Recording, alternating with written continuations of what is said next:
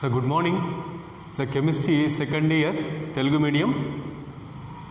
Unit is D మరియు F black మూలకాలు సమన్వయ సమ్మేళనాలు.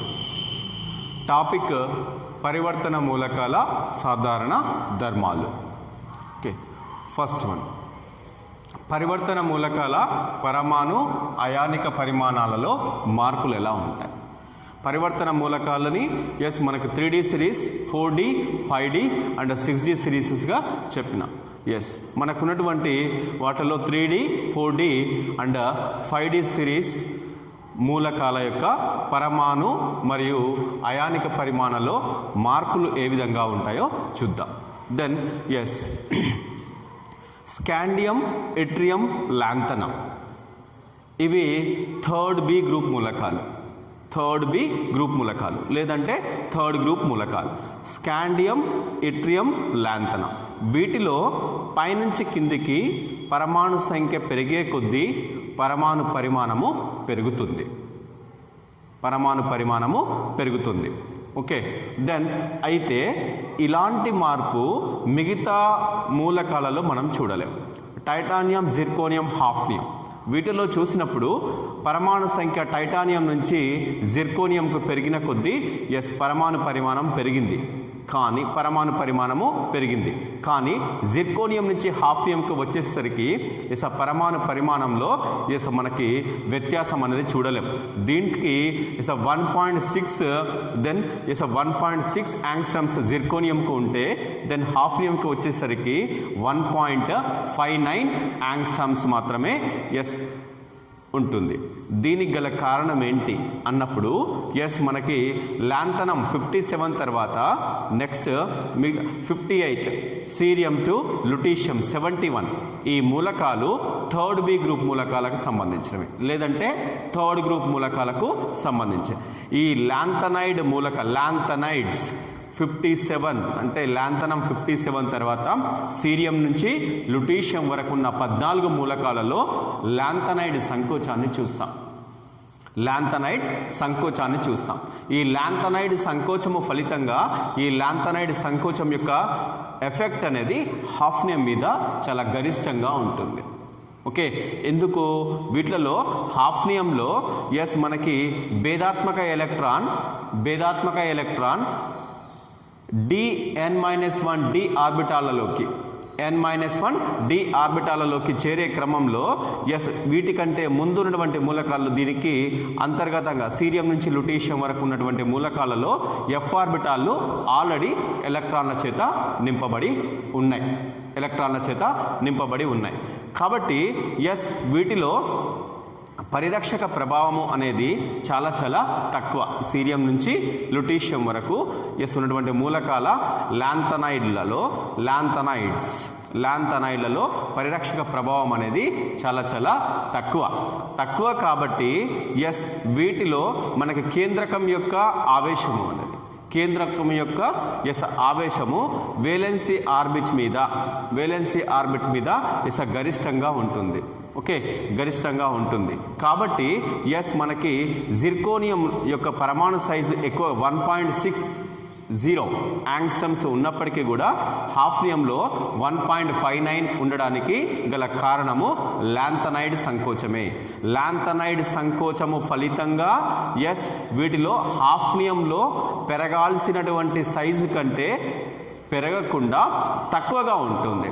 ఓకే, ఇది లాంథనైడ్ సంకోచ ఫలితంగా హాఫ్నియంలో పరమాణు సైజులో వచ్చినటువంటి మార్పు. కాబట్టి ఆ మార్పుని మనం చూడడానికి ఆల్మోస్ట్ జిర్కోనియం నుంచి హాఫ్నియంకి పరమాణు సైజు పెరగకపోగా తగ్గుతుంది.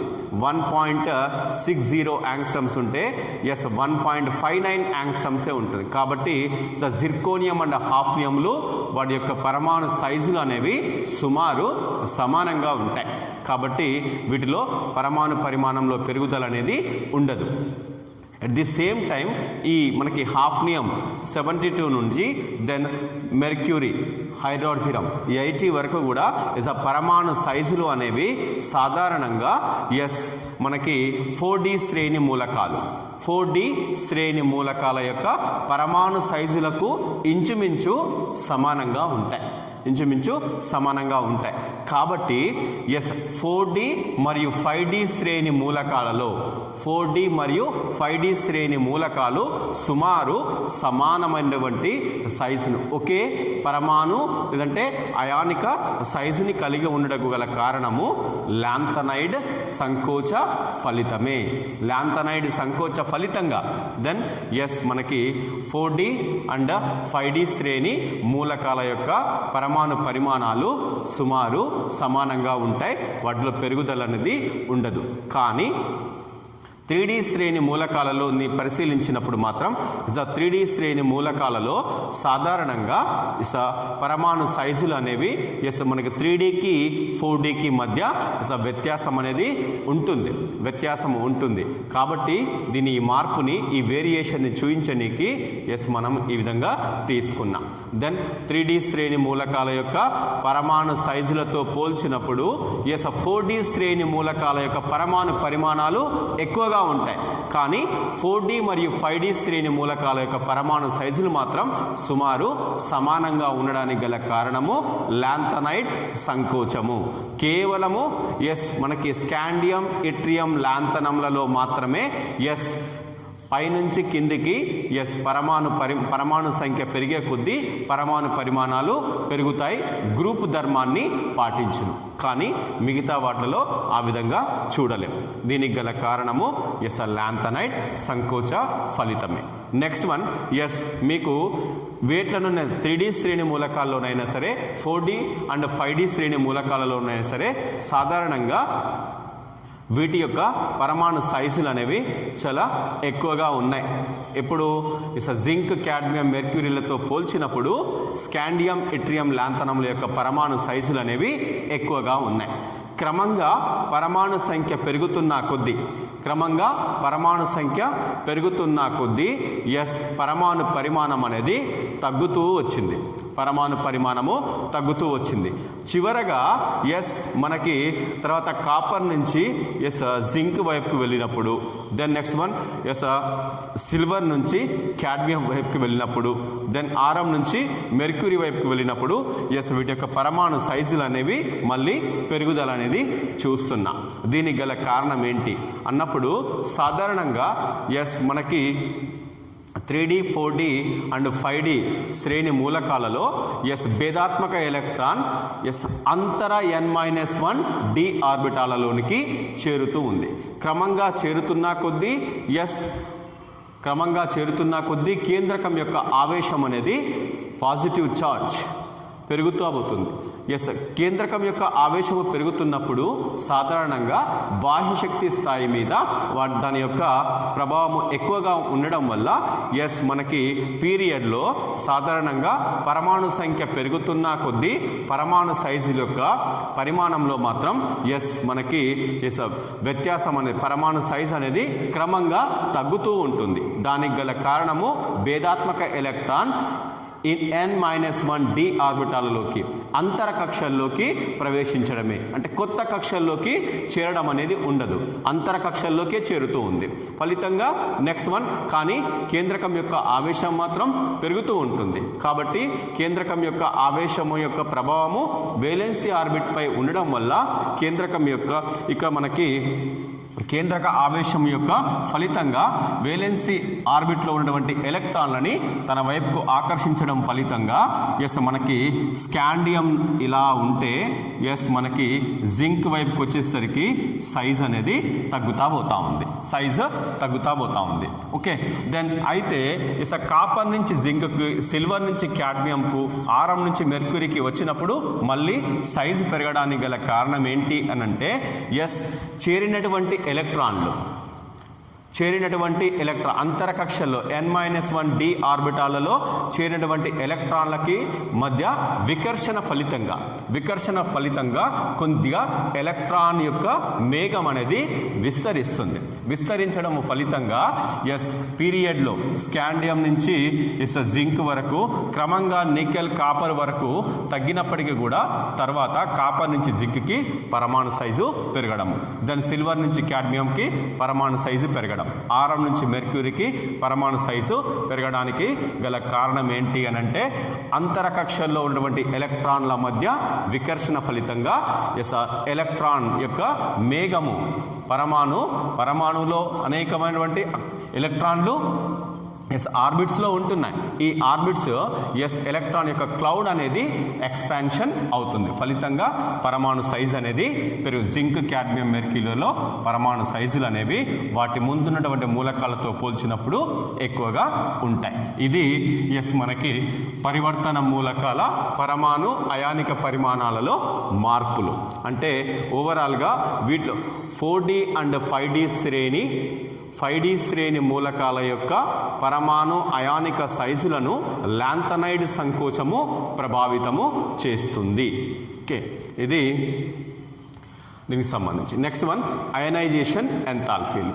అయనీకరణ ఎంథాల్పీలు. అయనైజేషన్ ఎంథాల్పీస్ అన్నప్పుడు సాధారణంగా పీరియడ్స్లో మనకి 3D సిరీస్ తీసుకున్నా, 4D సిరీస్ తీసుకున్నా, 5D సిరీస్ తీసుకున్నా, 6D సిరీస్ తీసుకున్నా జనరల్గా ఆవర్తన పట్టికలో ఎడమ నుంచి కుడివైపుకు వస్తున్న కొద్దీ పరమాణు సంఖ్య పెరుగుతున్న కొద్దీ పరమాణు పరిమాణం తక్కువగా ఉంటుంది కాబట్టి పరమాణు పరిమాణము తగ్గుతూ ఉంటుంది కాబట్టి మనకి ఎలక్ట్రాన్ను తీసేయడానికి, ఎలక్ట్రాన్ను తొలగించుటకు కావాల్సినటువంటి శక్తి అనేది పెరుగుతూ ఉంటుంది. కాబట్టి మనకి సాధారణంగా అయనైజేషన్ ఎంథాల్పీలు స్కాండియం నుంచి మనకి జింక్కు, దెన్ ఎట్రియం నుంచి క్యాడ్మియంకు, లాంథనం నుండి మెర్క్యూరీకి అయనైజేషన్ ఎంథాల్పీలు పెరుగుతూ ఉంటాయి. దీనికి గల కారణము పరమాణు సైజు తక్కువగా ఉండడమే. దెన్ అయితే ప్రథమ అయనైజేషన్ ఎంథాల్పీలు, ద్వితీయ అయనైజేషన్ ఎంథాల్పీ, తృతీయ అయనైజేషన్ ఎంథాల్పీలని పరిశీలించినప్పుడు సాధారణంగా ప్రథమ అయనైజేషన్ ఎంథాల్పీ అనేది సాధారణంగా జనరల్గా ఎప్పుడైనా సరే మనకి పీరియడ్స్లో ఎక్కువగానే ఉంటుంది. ద్వితీయ అయనైజేషన్ ఎంథాల్పీలను పరిశీలించినప్పుడు సాధారణంగా జింక్ క్యాడ్మియంలకు సంబంధించి ద్వితీయ అయనైజేషన్ ఎంథాల్పీలు కూడా తక్కువగానే ఉంటాయి. దీనికి గల కారణం ఏంటి? ఎప్పుడైతే జింక్ క్యాడ్మియంలు వాటి యొక్క బాహ్యశక్తి స్థాయి నుంచి ఎలక్ట్రాన్లను తొలగించినప్పుడు 3D10 4s0, దెన్ క్యాడ్మియంకి కూడా 4D10 5s0 విన్యాసాన్ని పొందుతాయి. అంటే ఒక విధంగా చెప్పాలని పూర్తిగా నిండినటువంటి n-1d ఆర్బిటాలని సూడో ఇనర్ట్ గ్యాస్ ఎలక్ట్రాన్ కాన్ఫిగరేషన్ని రీచ్ అవుతున్నాయి. అందుకోసమని జింక్ క్యాడ్మియంలలో ద్వితీయ అయనైజేషన్ ఎంథాల్పీలు తక్కువగానే ఉంటాయి. కానీ అదే మనకి సిల్వర్ వైపు కాపర్ సిల్వర్ తీసుకున్న ప్రథమ అయనైజేషన్ ఎంథాల్పీ సాధారణంగా తక్కువగా ఉంటుంది. దెన్ ద్వితీయ అయనైజేషన్ ఎనర్జీస్ని పరిశీలించినప్పుడు ద్వితీయ అయనైజేషన్ కాపర్ ఒకసారి ఎలక్ట్రాన్ తొలగించబడిన తర్వాత Cu+1 స్థితికి వెళ్తుంది. Cu+1 స్థితికి వెళ్ళిన తర్వాత తిరిగి ఎలక్ట్రాన్ని తీసేయాలంటే, రెండవ ఎలక్ట్రాన్ని తొలగించాలంటే చాలా కష్టం. ఎందుకంటే ఎప్పుడైతే కాపర్ +1 ఆక్సీకరణ స్థితిని పొందిందో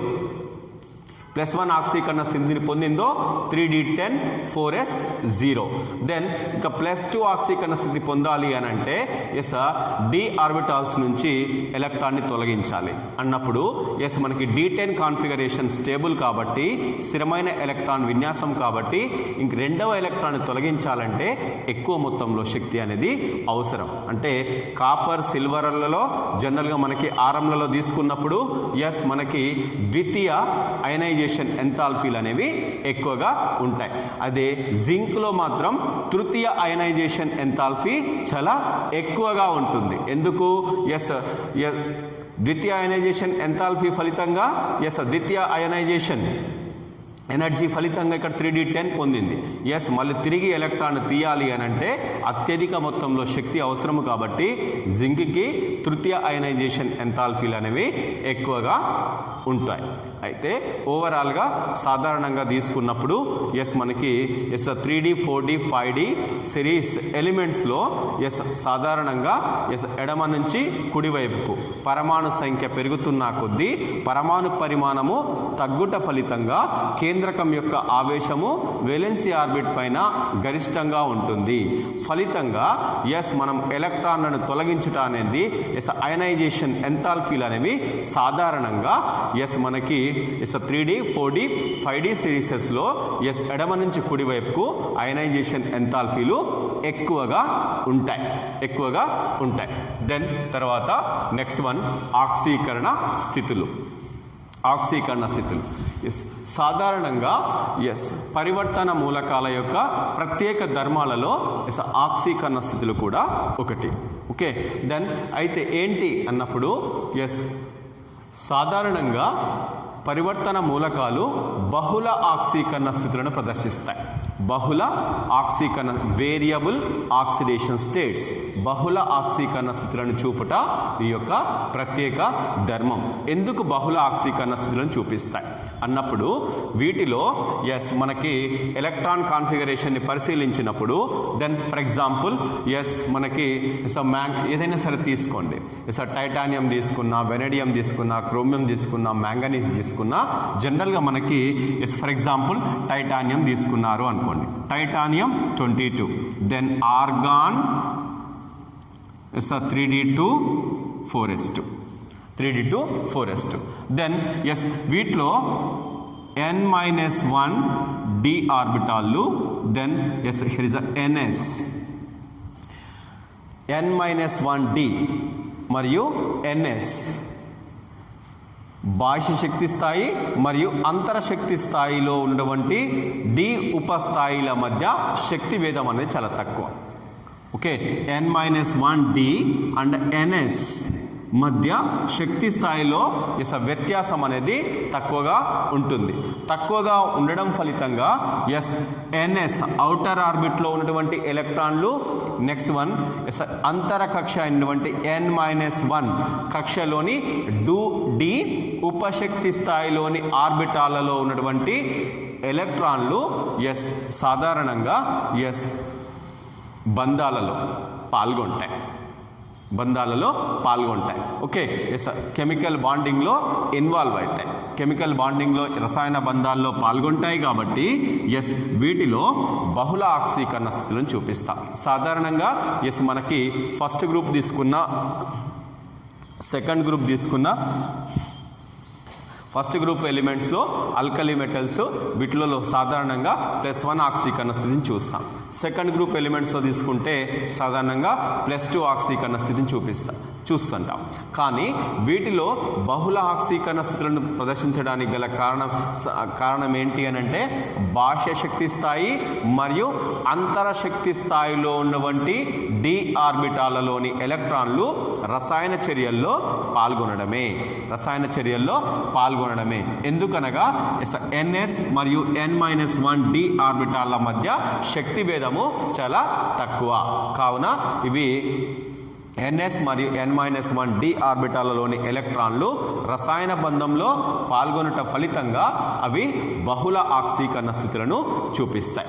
దెన్ ఇక్కడ ఉదాహరణగా మొదటి పరివర్తన శ్రేణి మూలకాల ఆక్సీకరణ స్థితులని చూపిస్తున్నాం. మనకి బహుళ ఆక్సీకరణ స్థితిని చూపని మొదటి పరివర్తన శ్రేణి మూలకము ఏంటి అన్నప్పుడు స్కాండియం ఒకటి, దెన్ జింక్ ఒకటి. స్కాండియం జింక్లలో బహుళ ఆక్సీకరణ స్థితిని అనేది చూడలేము. ఎందుకు? స్కాండియం +3 ఆక్సీకరణ స్థితి సాధారణంగా దాని యొక్క సమ్మేళనాలలో చూపిస్తుంది. జింక్ అనేది దాని యొక్క సమ్మేళనాలలో +2 ఆక్సీకరణ స్థితిని చూపిస్తుంది. కానీ +1 ఆక్సీకరణ స్థితి జనరల్గా మనం జింక్లో చూడం. ఓకే, స్కాండియంలో కూడా +2 ఆక్సీకరణ స్థితి అవుపించదు. ఓకే, దెన్ మిగిలినటువంటి titanium, vanadium, chromium, manganese, iron, cobalt, nickel, కాపర్లలో సాధారణంగా ఈ మూలకాలు ఒకటి కంటే ఎక్కువ ఆక్సీకరణ స్థితులని చూపిస్తున్నాయి. దెన్ ఎస్ టైటానియం సంబంధించి తీసినప్పుడు టైటానియం ఇన్ జనరల్గా ఎక్కువగా as +4 and +2 then her is +3 లలో జనరల్గా +4 అనేది ఎస్ అత్యధిక స్థిరమైనటువంటి ఆక్సీకరణ స్థితి. టైటానియం +4లో టైటానియం టెట్రాక్లోరైడ్ దెన్ ఎస్ +4 స్థితిలో ఎస్ దీంట్లో D0 ఎలక్ట్రాన్ కాన్ఫిగరేషన్ చూస్తాం. ఎస్ +4 ఆక్సీకరణ స్థితి ఉంది అనుకోండి, జనరల్గా మనకి ఎస్ 4sలో ఉన్న 2 ఎలక్ట్రాన్స్, 3Dలో ఉన్నటువంటి 2 ఎలక్ట్రాన్స్ సాధారణంగా ఎస్ మనకి దానం చేయడం కానీ లేకుంటే పంచుకోవడం కానీ జరగడం ఫలితంగా ఎస్ మనకి ఇక్కడ ఏమవుతుంది అని అంటే +3 స్టేట్లో +4 స్టేట్లో yes only D0 electron configuration చూస్తాం. D0 and as 3D0 4s0. Then in +4 oxidation state as titanium అనేది ఆర్గాన్ ఎలక్ట్రాన్ విన్యాసాన్ని పొందుతుంది. అంటే ఆర్గాన్ అనేది జడ వాయువు, స్థిరమైనటువంటి ఎలక్ట్రాన్ విన్యాసం అనేది దీంట్లో చూస్తాం. కాబట్టి టైటానియం +4 ఆక్సీకరణ స్థితిలో ఎస్ ఇది అత్యధిక స్థిరమైనటువంటి సమ్మేళనాలని ఏర్పరుస్తుంది. దెన్ ఎస్ మనకి టైటానియం +3 ఉంది అనుకోండి, టైటానియం +3 ఉన్నప్పుడు జనరల్గా మనకి ఎస్ +3 అండ్ +2 సమ్మేళనాలు అనేవి సాధారణంగా స్థిరమైనవి కావు. దెన్ నెక్స్ట్ వన్ ఇక మనకి ఇంకొకటి ఎస్ స్కాండియం నుంచి జింక్ వరకు చూసినప్పుడు ఎస్ ఈ 3D శ్రేణి లేదంటే మొదటి పరివర్తన శ్రేణి మూలకాలలో గరిష్ట ఆక్సీకరణ స్థితిని చూపేటువంటి మూలకం ఏదైనా ఉంది అంటే అది మ్యాంగనీస్. మ్యాంగనీస్ +7 ఆక్సీకరణ స్థితిని చూపిస్తుంది. KMnO4 పొటాషియం పర్మాంగనేట్ మ్యాంగనీస్ +7 ఆక్సీకరణ స్థితిలో మనకి అవైలబుల్గా ఉంటుంది. Then next one is chromium తీసుకున్నప్పుడు క్రోమియం ఇస్ +6 గరిష్ట ఆక్సీకరణ స్థితి ఇస్ +6 ఆక్సీకరణ స్థితిని చూపిస్తుంది. ఇస్ CrO3 క్రోమియం ఆక్సైడ్ CrO3లో ఇస్ క్రోమియం +6 ఆక్సీకరణ స్థితిని చూపిస్తుంది. దెన్ ఎస్ మనకి మ్యాంగనీస్ +7 ఆక్సీకరణ స్థితిని చూపిస్తుంది. ఇస్ క్రోమియం +1 ఆక్సీకరణ స్థితిని చూపించినప్పటికీ కూడా ఇస్ క్రోమియం +1 సమ్మేళనాలు అస్థిరమైనవి. +1 సమ్మేళనాలు అస్థిరమైన. Then next one as next ఇంకొకటి ఎస్ ఐరన్ తీసుకున్నప్పుడు +2 +3 +4 ఆక్సీకరణ స్థితులను జనరల్గా మనకి సమ్మేళనాలని ఇస్తుంది. ఇంకొకటి నెక్స్ట్ వన్ ఇంకొకటి ఎస్ కాపర్కి సంబంధించి +1 అండ్ +2 సమ్మేళనాలు రెండు కూడా ఉంటాయి. As cuprous chloride then as cupric chloride. As సాధారణంగా +1 సమ్మేళనాలు ఘన స్థితిలో అవి స్థిరంగా ఉంటాయి. అదే మనకి ఆక్వస్ ఫామ్లోకి తీసుకున్నప్పుడు జలద్రావణ స్థితిలో మాత్రం Cu+2 సమ్మేళనాలు అధిక స్థిరమైనవి. Cu+2 సమ్మేళనాలు అధిక స్థిరమైనవి. Okay, then is next one zinc సాధారణంగా +2 స్థితిలో అవైలబుల్ ఉంటుంది. దెన్ ఎస్ ఒక మూలకము ఒకటి కంటే ఎక్కువ ఆక్సీకరణ స్థితులని చూపిస్తున్నప్పుడు సాధారణంగా తక్కువ ఆక్సీకరణ స్థితిలో ఉన్నప్పుడు అది ఏర్పరిచేటువంటి సమ్మేళనాలు అయానిక సమ్మేళనాలుగా చూస్తాం. Okay, as for example manganese ఉంది. సో మ్యాంగనీస్ ఇస్ +2 నుంచి +7 వరకు ఇస్ ఆక్సీకరణ స్థితులను చూపిస్తుంది అన్నప్పుడు ఇస్ సాధారణంగా ఇస్ +2 స్థితిలో manganese monoxide MnO manganese monoxide. Then as ఇది సాధారణంగా అయానిక సమ్మేళనం మ్యాంగనీస్ మోనాక్సైడ్. దెన్ అంటే +2 అంటే తక్కువ ఆక్సీకరణ స్థితిలో పరివర్తన మూలకాలు అయానిక సమ్మేళనాలను ఏర్పరిస్తే అధిక ఆక్సీకరణ స్థితిలో ఎస్ అవి సమయోజనీయ సమ్మేళనాలను ఏర్పరుస్తాయి. Mn2O3 then as Mn2O3 then manganese oxidation state అధిక ఆక్సీకరణ స్థితిలో అవైలబుల్ ఉంది. కాబట్టి ఎస్ మనకి అధిక ఆక్సీకరణ స్థితులలో సమయోజనీయ సమ్మేళనాలను తక్కువ ఆక్సీకరణ స్థితుల్లో అయానిక సమ్మేళనాలని ఇస్తాయి. దెన్ తర్వాత నెక్స్ట్ వన్ ఇంకొకటి దెన్ సాధారణంగా తక్కువ ఆక్సీకరణ స్థితిలో ఉన్నప్పుడు అవి ఏర్పరిచేటువంటి కాంపౌండ్స్ని జనరల్గా అస్ కాంపౌండ్స్ అంట. అధిక ఆక్సీకరణ స్థితిలో ఉన్నప్పుడు అవి ఏర్పరిచేటువంటి కాంపౌండ్స్ని ఇక్ కాంపౌండ్స్గా చెప్తూ ఉంటాం. Ferrous, FeO ferrous oxide. Okay, then Fe2O3 ferric oxide. Fe2O3.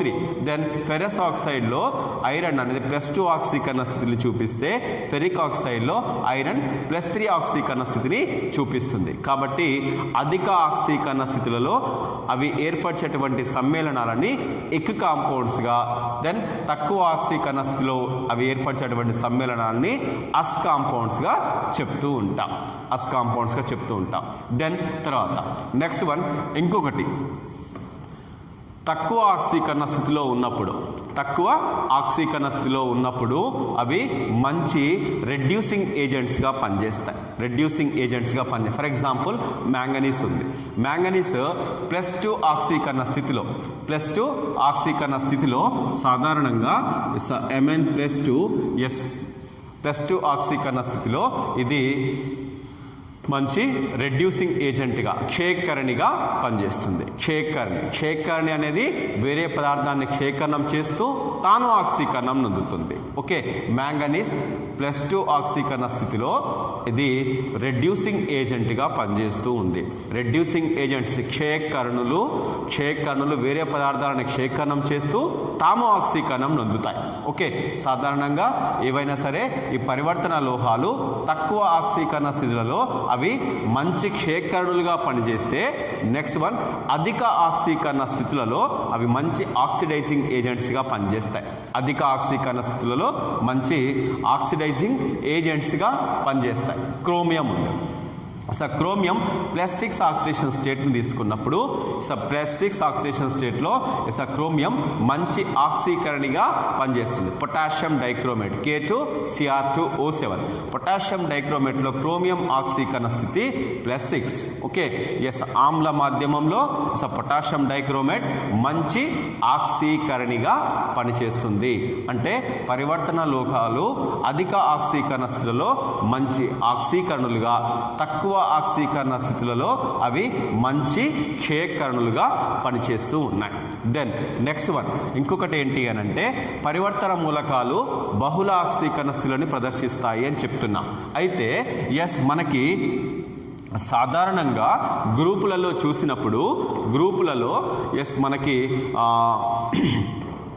Third ఏ గ్రూప్ ఎలిమెంట్స్ కానీ, ఫోర్త్ ఏ గ్రూప్ ఎలిమెంట్స్లో కానీ తీసుకున్నప్పుడు జనరల్గా థర్డ్ ఏ గ్రూప్ ఎలిమెంట్స్ ఆ 13th గ్రూప్ ఎలిమెంట్స్ అనేవి +1 ఆక్సీకరణ స్థితి అండ్ +3 ఆక్సీకరణ స్థితిలో చూస్తాం. దెన్ మనకి fourth A group elements are 14th group ఎలిమెంట్స్లో జనరల్గా మనకి +2 ఆక్సీకరణ స్థితి అండ్ +4 ఆక్సీకరణ స్థితులు అనేవి చూస్తాం. అయితే గ్రూపులో పైనుంచి కిందికి వస్తున్న కొద్దీ తక్కువ ఆక్సీకరణ స్థితి యొక్క స్థిరత్వం పెరుగుతూ అధిక ఆక్సీకరణ స్థిరత్వము తగ్గుతుంది. దీనికి గల కారణం ఏంటి? జడ ఎలక్ట్రాన్ జంట ప్రభావం. Okay, then boron, aluminium, gallium, indium, thallium +1 and +3 సమ్మేళనాలను ఏర్పరిచినప్పటికీ కూడా థాలియం +1 సమ్మేళనాలు అధిక స్థిరమైనవి. దీనికి గల కారణము జడ ఎలక్ట్రాన్ జంట ప్రభావము. అంటే తక్కువ ఆక్సీకరణ స్థితులు అధిక స్థిరత్వాన్ని చూపిస్తూ ఉన్నాయి. అయితే ఇలాంటి పరిస్థితి నార్మల్గా గ్రూపులలో ఉన్నటువంటి పరిస్థితి డి బ్లాక్ మూలకాలలో విరుద్ధంగా చూస్తాం. ఇక్కడ మనకి దీంట్లో chromium, molybdenum, wolfram this is scandium 3rd B, 4th B, 5th B, 6th B. Okay, 3rd B scandium, yttrium, lanthanum 3rd B, 4th B, 5th B, 6th B. Chromium, molybdenum, wolfram belongs to 6th B. Okay, then వీటిలలో is chromium +6 ఆక్సీకరణ స్థితిని చూపిస్తుంది. Molybdenum కూడా +6 oxidation స్టేట్ని చూపిస్తుంది. వోల్ఫ్రమ్ కూడా +6 oxidation స్టేట్ని చూపించినప్పటికీ కూడా సాధారణంగా గ్రూపులో పైనుంచి కిందికి తక్కువ ఆక్సీకరణ స్థితి యొక్క స్థిరత్వం పెరుగుతూ ఉంది అని చెప్పినాం. దీనికి గల కారణము జడ ఎలక్ట్రాన్ జెండ ప్రభావం అని చెప్పినాం. కానీ దీంట్లో ఆ నియమం వర్తించదు. ఓకే, మాలిబ్డినం వోల్ఫ్రమ్లలో +6 ఆక్సీకరణ స్థితి స్థిరత్వం అనేది ఎక్కువగా ఉంటాయి. క్రోమియంలో +6 ఆక్సీకరణ స్థితి యొక్క స్థిరత్వము తక్కువగా ఉంటుంది. కాబట్టే క్రోమియము +6 ఆక్సీకరణ స్థితిలో మంచి ఆక్సిడైజింగ్ ఏజెంట్గా పనిచేస్తుంది. కానీ chromium CrO3 +6 oxidation state. Okay, then అదే WO3, next one molybdenum oxide, then wolfram oxide, అవి స్థిరమైన సమ్మేళనాలుగా ఉంటాయి. ఇది బహుళ ఆక్సీకరణ స్థితులకి సంబంధించి. పరివర్తన మూలకాలు బహుళ ఆక్సీకరణ స్థితులను చూపుట వీటి యొక్క ప్రత్యేక ధర్మం. కారణం ఏమనగా వీటిలో బాహ్య శక్తి స్థాయి మరియు అంతర శక్తి స్థాయిలో ఉన్నటువంటి N-1d ఎలక్ట్రాన్లు రసాయన చర్యల్లో పాల్గొనటమే. దీనికి గల కారణము వాటి యొక్క శక్తి, బాహ్య శక్తి స్థాయి మరియు అంతర శక్తి స్థాయి అయినటువంటి N-1d ఆర్బిటాల్ల మధ్య శక్తి భేదము తక్కువ.